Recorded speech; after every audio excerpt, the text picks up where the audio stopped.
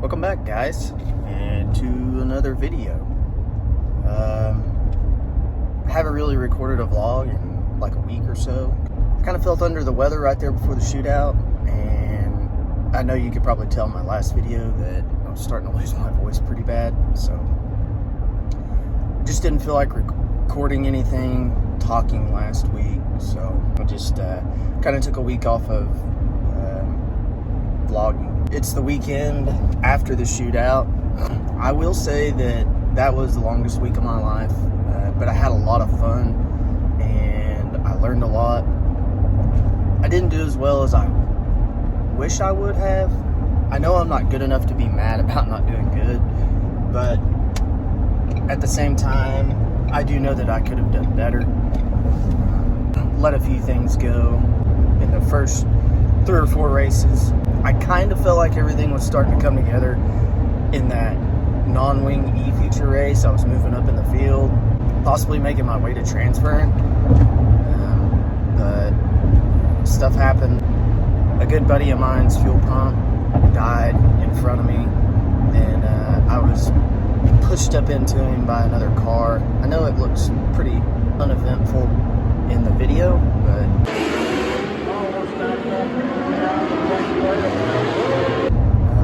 it was actually pretty violent. At least it felt like it was in the cockpit. Awesome week, a lot of fun. I was really, really tired after. My wife was really, really tired of me being gone all week too. So it was really good to get back and see the family, just spend some quality time with them. The only bad part about it is my wife was kind of sick all this week too. So kind of a crummy week. It's been super, super cold here. I haven't had a whole lot of time to even address anything on the car. We did break some stuff at the shootout. Nothing too bad. So as you can see right here, got a pretty good little cut in the tire. So that made my tire immediately go flat. Then we got the old around the corner tie rod in here. Pretty good bend right there in the middle.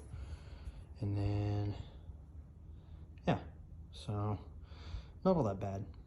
Just tie rod in and cut a tire and bent one of my shocks, which I'm not sure if that happened then or that could have happened a long time ago. Didn't seem bent to me, but the guys at CSI told me it was for sure bent and showed me the rod, and it was just very, very slightly. But anyway, got that replaced, got the shocks freshened up, got a new tire, got a new tie rod in. The car's good, it's fine. There's virtually nothing wrong with it. It's fine. I spent this week pulling the engine out of the car and getting it prepared to go to Brady at Metric Cycles. So I'm actually headed there right now. I know these engines in motorbikes are built to go, thousands and thousands of miles. Billions and billions and billions and billions and billions and billions and billions and billions and billions and... Unfortunately, the lifespan in a micro is just not that long. When you're turning them all the RPMs that you're turning them and putting them through the stress that you're putting them through, they're in a little bit of a heavier vehicle. They're taking on some stresses that they normally wouldn't. They're getting fired up, barely warmed up, then beat on, Beat it, just beat it. and then shut off. So engines don't like starting and stopping. They like running. Starting and stopping an engine is one of the hardest things you can do on it. So these engines get started and stopped a lot. They're also ran on a fuel that they were never intended to be ran on. Those engines were intended to be ran on regular unleaded gasoline, 91 or 87 or whatever octane that you would put in them. They're not meant to run leaded fuels. They're not meant to run methanol. None of those things. With these stock engines, there's just not a whole lot you can do to them as far as internal work on them. They kind of got to basically be OEM type replacement parts, and I know that Brady tries to do a really good job of sticking to the rules set forth by Port City or by Now 600 or whatever sanctioning body that you're in. So anyway, I did realize through the last 2 videos that I've posted that I've done way too much talking. I know that you guys don't really give a crap about some of the random stuff that I talk about. So I'm going to try to do a better job of just getting the information that you guys want to hear. So basically right now we're in the off season. There's just not a whole lot to do besides wait. I will be trying to still post content every week, whether it's race car related or not. Crap, we might throw some just random stuff in there. I've got a couple other little projects going on at the house. I have a little 2002 single cab short bed pickup truck that has a turbocharger on it that's been giving me fits. The transmission keeps going out on it. I also have a little 2000 Nissan Frontier that I've been kind of trying to do some things here and there too, to kind of maybe get ready to sell. I need to utilize my money in some other places after just buying a new house. And who knows, maybe I'll give you guys a house tour, introduce you to my family if they want to be on YouTube. I don't know, maybe they don't, but might try to throw some different content your way. But I am going to try to keep posting content every week. Hopefully it's going to be racing related, because that's what I know you guys really care about. So like I said, I'm going to quit rambling. I did shoot a little time-lapse sequence the other night of pulling the engine out of the micro. It was one of the first things that I immediately said was better than drag racing. I didn't have to get an engine hoist out. I didn't have to have another person there. And I can pick it up like like you pick up a sack of dog food. It's not bad at all. It can be handled by one person. As far as working on the car, I can do everything by myself. It's pretty easy, really. And truthfully, unless you're at the shootout and you're having to push your car inside the building, I can do just about everything I need to do on the car by myself at the track as well. It's a little bit more labor intensive, and you're a little bit more tired at the end of the night, I'm sure, but I like to learn these things, so it doesn't bother me at all. Anyway, I'm going to cut to the action that I filmed the other night, and then I'll see you guys in a little bit.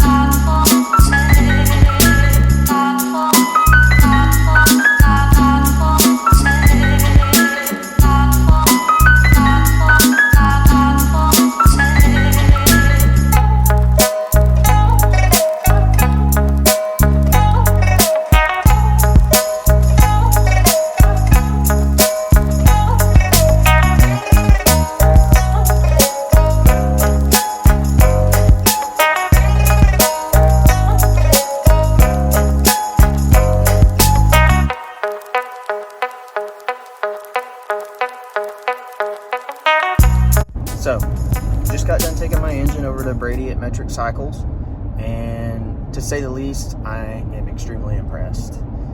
That shop is one of the cleanest engine shops that I've ever seen in my entire life. Their machine room, their engine build room, even the room where they're receiving and sending out engines, immaculate, spotless, organized, what you would expect to see in a top-end race engine shop. He has top-notch customer service. His engines run awesome, and they're extremely reliable. Well, the reason they are is because of how organized he is. Huge plus when you walk in there and you see how organized the shop is and how well they're able to operate when they have as big of a customer base as they do. This isn't just your little mom and pop small engine shop. I mean, it is a small engine shop, don't get me wrong. It's not this huge expanse of a building with hundreds of employees and blah blah blah blah, this, that, and the other. It's literally Brady and his helper and a machine shop room, an engine room, engine build room, and a shipping and receiving department. 2 employees running one of the baddest on the market engine shops in the country, and nonetheless a little tiny shop in Catoosa, Oklahoma, actually where most of my family grew up. So pretty neat to see that. Huge shout out to Brady. I'm not sponsored by him. He's not paying me. He's not making me say any of this. I'm saying this based solely on my experience with Metric Cycles racing engines. The engine that I had in my car all year, how awesome it ran and how reliable it was.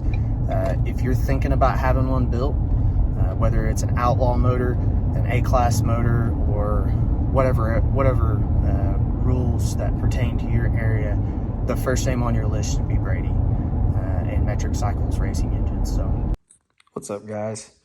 So, didn't show it earlier, but here's the car in its current state.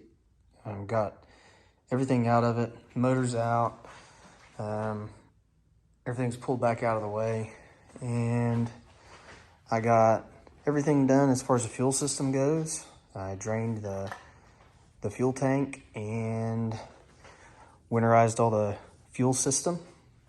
So because of the fuel that we had to run at the shootout, it's a totally different type of fuel than we run at Port City, which we run 100% ethanol at Port City.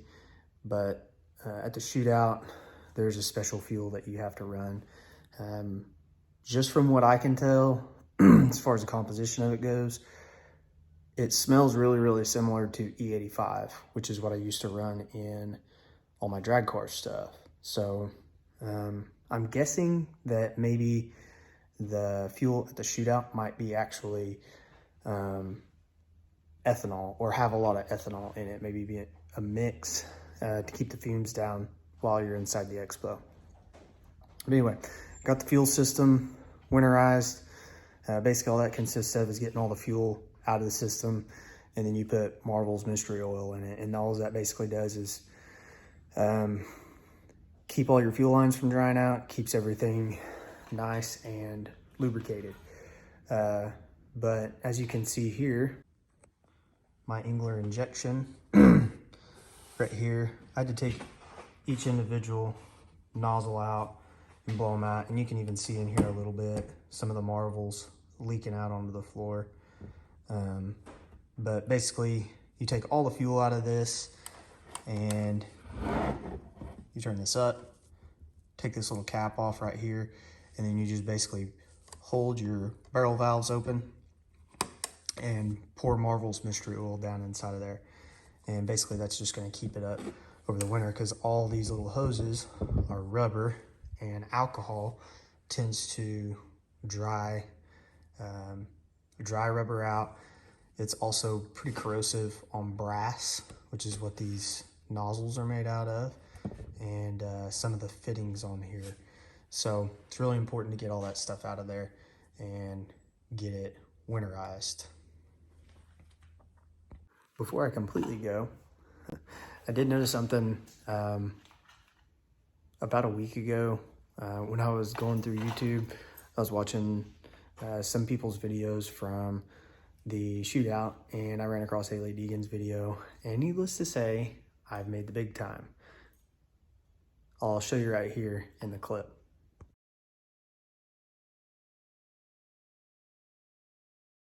Anyway, I haven't really made the big time, but I just thought it was something kind of cool.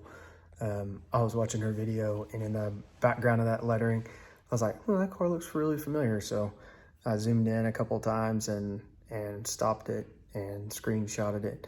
About, I don't know, a minute after I saw it, one of my friends immediately sent it to me and said, hey, here's your car. But anyway, I just thought that was something kind of cool.